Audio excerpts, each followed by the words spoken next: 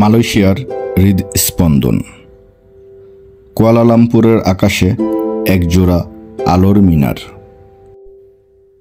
দিনের আলোয় তারা স্থাপত্যের বিস্ময়, কিন্তু রাত নামলে তারা যেন আকাশের ক্যানভাসে আঁকা এক স্বপ্নীল চিত্রকর্ম। 450 মিটারেরও বেশি উচ্চতায় প্রতিটি জানালা থেকে ঠিকরে আসা আলোয় যেন হাজারো তারার মেলা। মধ্যাকর্ষণকে বুড়ো আঙ্গুল দেখিয়ে দুটি টাওয়ারকে যুক্ত করেছে স্কাই ব্রিজ। এটি শুধু একটি সেতু নয়, এটি অতীতের সাথে বর্তমানের এবং দুটি বিস্ময়ের মাঝে সংযোগের এক অবিশ্বাস্য স্বাক্ষর। আর নিচে লেক সিম্ফনির জলনৃত্য। সুরের তালে তালে যখন জলের ফোয়ারা আর রঙিন আলোয় মাতে, তখন টাওয়ারের প্রতিফলন সেই দৃশ্যকে করে তোলে দ্বিগুণ মোহনীয়।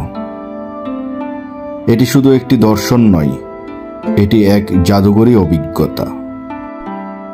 পেট্রোনাস টুইন টাওয়ারের রাতের রূপ, যেখানে কংক্রিট আর কাচের কাঠামো ছাড়িয়ে উঠে আসে মালয়েশিয়ার অদম্য আকাঙ্ক্ষা। এই আলো জলমলে রাত আপনাকে হাতছানি দিচ্ছে।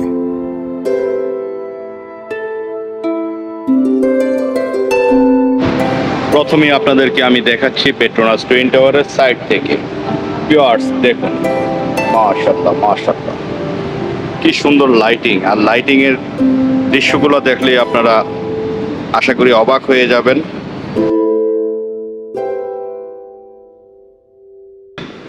আসসালামু আলাইকুম ভিউয়ার্স, সুজনের সুযোগেরিতে আপনাদেরকে স্বাগতম।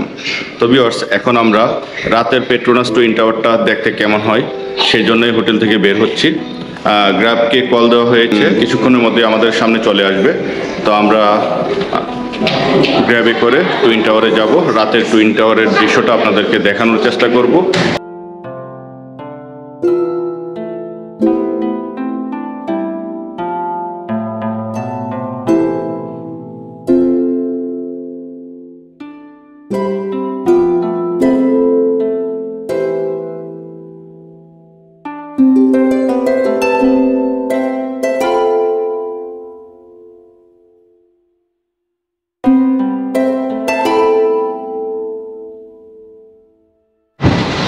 তো ভিউয়ার্স, আমরা কিন্তু গ্র্যাব থেকে নেমে গেলাম আপনার পেট্রোনাস টুইন টাওয়ারের সামনে। আমরা একটু সামনেই নেমে গিয়েছি, তো একটু সামনে হেঁটে যাব। আপনার রাতের দৃশ্যটা দেখলে আপনারাও অবাক হয়ে যাবেন। আসলেই পেট্রোনাস টুইন টাওয়ারটা কি করেছে, বিশ্বের কয়েকটি বিল্ডিংয়ের মধ্যে অন্যতম একটি জায়গায় কি কারণে দখল করেছে, আপনারা নিজেরা না দেখলে হয়তো বা নিজেরাও কল্পনা করতে পারবেন না আসলে এই যে পেট্রোনাস টুইন টাওয়ারটা কি বা এটার সৌন্দর্য কতটুকু। দিনের বেলা সৌন্দর্যটা আমার আগের ব্লগে দেখেছিলেন, এখন রাতের সৌন্দর্যটা আপনাদেরকে দেখাবো আর আপনারাও দেখবেন, আপনাদের সাথে আমিও দেখব, প্লাস চেষ্টা করব পেট্রোনাস টুইন টাওয়ারের ইতিহাসটা জানার জন্য আর আপনাদেরকেও জানানোর জন্য। Petronas tower, Petronas twin tower নামে অধিক পরিচিত। টুইন টাওয়ারটি হল মালয়েশিয়ার কুয়ালালামপুরের যমজ আকাশচুম্বী বহুতল ভবন। Council of tall buildings and urban habitat এর আনুষ্ঠানিক সংজ্ঞা এবং র্যাঙ্কিং অনুসারে 1999 থেকে 2004 পর্যন্ত এই যমজ টাওয়ারটি বিশ্বের সবচেয়ে উঁচু ভবন ছিল। তাইপে 101 তৈরি হলে তা উচ্চতায় এদেরকে ছাড়িয়ে যায়। যদিও পেট্রোনাস টাওয়ার বিশ্বের উচ্চতম টুইন টাওয়ার হিসেবেই রয়ে গেছে। নিকটবর্তী কুয়ালালামপুর টাওয়ার সহ এই দুটি ভবন কুয়ালালামপুরের পরিচিত চিহ্ন। 2020 সালে মেরডেকা পিএনবি 118 এদের উচ্চতাকে ছাড়িয়ে যাওয়ার আগ পর্যন্ত এরা কুয়ালালামপুরের উচ্চতম ভবন ছিল। পেট্রোনাস টুইন টাওয়ারের কাঠামোগত পদ্ধতি হল টিউব ইন টিউব ডিজাইন ভিত্তিক, যা আবিষ্কার করেছিলেন ফজলুর রহমান খান। অতিমাত্রায় উঁচু ভবনের জন্য নল কাঠামো প্রয়োগ করা একটি সাধারণ বিষয়। 88 তলা বিশিষ্ট টাওয়ার দুটি মূলত ভেতরে স্টিলের পাত, লোহার রড ইত্যাদি বসিয়ে মজবুত করা কংক্রিট দিয়ে নির্মাণ করা হয়েছে। পাশাপাশি এর ইস্পাত ও কাচের সমন্বয়ে তৈরি সম্মুখভাগের অবকাঠামোটি ইসলামী শিল্পকলার কারুকার্যের নকশা সদৃশ, যা মালয়েশিয়ার মুসলিম ধর্মের প্রতিফলন। নকশায় টাওয়ারগুলোর প্রচ্ছদ অংশটুকুকে রুব উল হিজব ভিত্তিক আরেকটি ইসলামিক ধারার প্রভাব দেখা যায়, যদিও অফিসের স্থান সংকুলনের জন্য গোলাকার অংশগুলো যোগ করা হয়েছে। গোলাকার অংশটুকুর সাথে কুতুব মিনারের নিচের অংশের মিল রয়েছে। এই টাওয়ারগুলো ডিজাইন করেছিলেন আর্জেন্টিনার স্থপতি সিজার পেল্লি।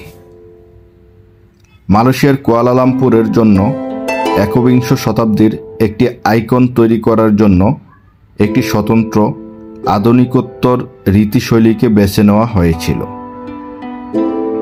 পেট্রোনাস টাওয়ারগুলোর পরিকল্পনা 1 জানুয়ারি 1992 সালে শুরু হয়েছিল এবং তাতে নকশাটির উপর কৃত্রিম বায়ু প্রবাহ এবং কাঠামোগত ভর নেবার ক্ষমতা উপর কঠোর পরীক্ষা অন্তর্ভুক্ত ছিল। 1993 সালের 1 মার্চ খনন কাজের মাধ্যমে মূল এবং সেলাঙ্গর তার্ফ ক্লাবের আগের নির্মাণ স্থানে 7 বছরের নির্মাণ কাজ শুরু হয়। তাতে মাটির নিচে 30 মিটার গর্ত করার জন্য এই খনন কাজে প্রতি রাতে 500 ট্রাক বোঝাই মাটি সরাতে হয়েছিল। প্রধান ভিত্তির উপরে অট্টালিকা নির্মাণের কাজ শুরু হয়েছিল 1994 সালের 1 এপ্রিল। 1 জানুয়ারি 1996 সালে ফার্নিচার সহ অভ্যন্তরীণ সাজসজ্জার কাজ শেষ হয়ে যায়। কাজ শুরু হওয়ার 3 বছর পরে 1996 সালের 1 মার্চে টাওয়ার 1 এবং টাওয়ার 2 এর সূক্ষ্মাগ্রী চূড়ান্ত নির্মাণের শেষ হয় এবং পেট্রোনাসের কর্মীদের প্রথম বেচটি 1997 সালের 1 জানুয়ারি তাদের অবস্থান পরিবর্তন করে এই ভবনে চলে আসে। 31 আগস্ট 1999 সালে ভবনটি আনুষ্ঠানিক উদ্বোধন করেন তৎকালীন প্রধানমন্ত্রী তুন ডক্টর মাহাতির বিন মোহাম্মদ। ইচ্ছা ছিল আপনার উপরে যাওয়ার, কিন্তু যেতে পারিনি। কারণ হচ্ছে আমরা আস্তে আস্তে যে সময়টা লস করেছি, মানে আপনার 8টা পর্যন্ত পেট্রোনাস টুইন টাওয়ারের টিকিট সেল করে উপরে ওঠার, কিন্তু আমরা দুর্ভাগ্যবশত করলাম। ভেবেছিলাম যে উপরে উঠে সম্পূর্ণ কুয়ালালামপুর শহরটা আপনাদেরকে দেখানোর চেষ্টা করব বা ভিডিওতে শ্যুট করে আমি নিজেও দেখব, আপনাদেরকেও দেখানোর চেষ্টা করব, কিন্তু ভাগ্যের নির্মম পরিহাস, আমরা সময়টা জানতাম না। আর না জানার কারণেই কিন্তু আমরা এসে দেখি যে পেট্রোনাস টুইন টাওয়ারের টিকিট ক্লোজ হয়ে গিয়েছে। আপনারা যারা আমার ভিডিও দেখবেন তারা যদি উপরে যাওয়ার ইচ্ছে থাকে তাহলে অবশ্যই আপনারা 8টার আগে চলে আসবেন। 8টার আগে চলে আসলেই পেয়ে যাবেন পেট্রোনাস টুইন টাওয়ারের টিকিট। তারপরে কিন্তু টিকিট পাওয়ার আর সম্ভাবনা থাকবে না, কারণ 8টার পরেই ওনাদের টিকিট ক্লোজ হয়ে যায়। পেট্রোনাস টুইন টাওয়ারের উল্লেখযোগ্য ঘটনাসমূহ। 15 এপ্রিল 1999 পেট্রোনাস টাওয়ারের জানালা পরিষ্কার করার ক্রেন থেকে লাফিয়ে বেজ জাম্পিংয়ের বিশ্ব রেকর্ড গড়েন Felix Baumgartner. 11 September New York সিটির ওয়ার্ল্ড ট্রেড সেন্টার টাওয়ার দ্বয়ে হামলার ধ্বংস হবার পরের দিন টুইন টাওয়ারে বোমা হামলার হুমকির কারণে 2001 সালের 12 সেপ্টেম্বর হাজার হাজার মানুষকে সরিয়ে নেওয়া হয়েছিল। বোমা নিরস্ত্রকরণ বাহিনী পেট্রোনাস টাওয়ারগুলোতে কোনো বোমা খুঁজে পায়নি। তারপরও তারা সবাইকে নিরাপদ জায়গায় সরিয়ে নিয়ে যায়। 3 ঘন্টা পর দুপুরের দিকে শ্রমিক এবং ক্রেতাদের ফিরে আসতে দেয়া হয়েছিল। সবাইকে সরিয়ে নেবার সময় কেউ আহত হয়নি।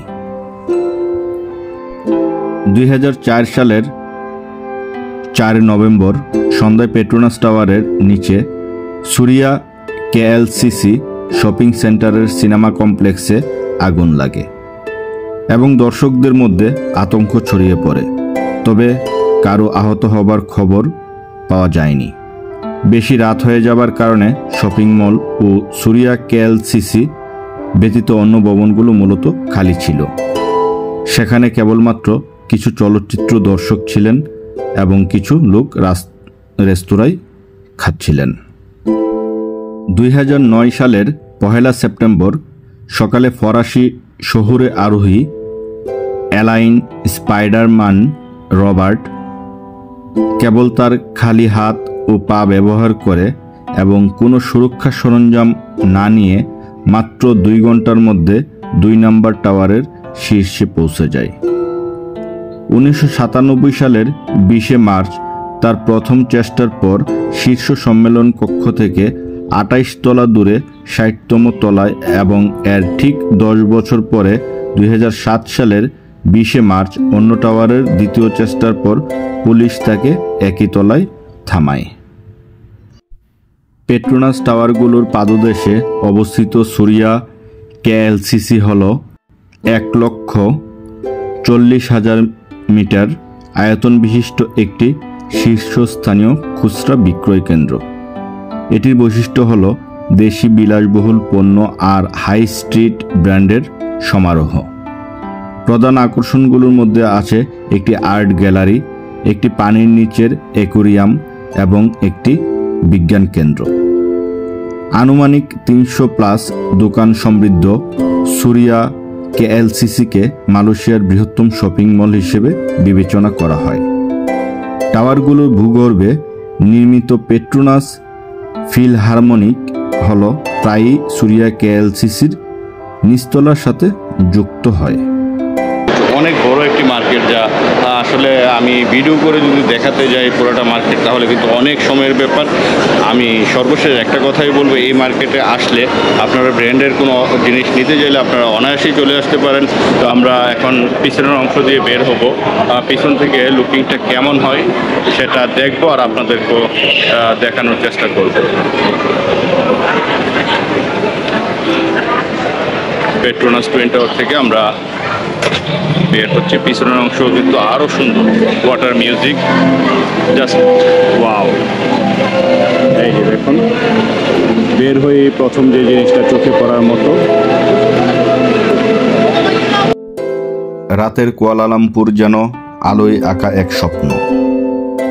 সেই স্বপ্নের কেন্দ্রবিন্দুতে দাঁড়িয়ে আছে পেট্রোনাস টুইন টাওয়ার। দুটি ইস্পাতের দৈত্য, তবু যেন রাজকীয় এক রানী ও রাজা, যারা ছুঁয়ে আছে আকাশকে। চারপাশের আলো, গাড়ির স্রোত আর নরম সুরের হাওয়ার সাথে যখন এই টাওয়ারের কাছের প্রতিফলিত হয় শহরের জীবন, মনে হয় এ শুধু স্থাপত্য নয়, এটি এক অনুভূতি। যে কেউ প্রথমবার এই টাওয়ারের নিচে দাঁড়িয়ে তাকায়, তার মনে জন্ম নেয় বিস্ময়, শ্রদ্ধা আর এক অদ্ভুত শান্তি। রাতের পেট্রোনাস টাওয়ার শুধু চোখে দেখার বিষয় নয়, এটি হৃদয়ে রাখার মতো এক অভিজ্ঞতা।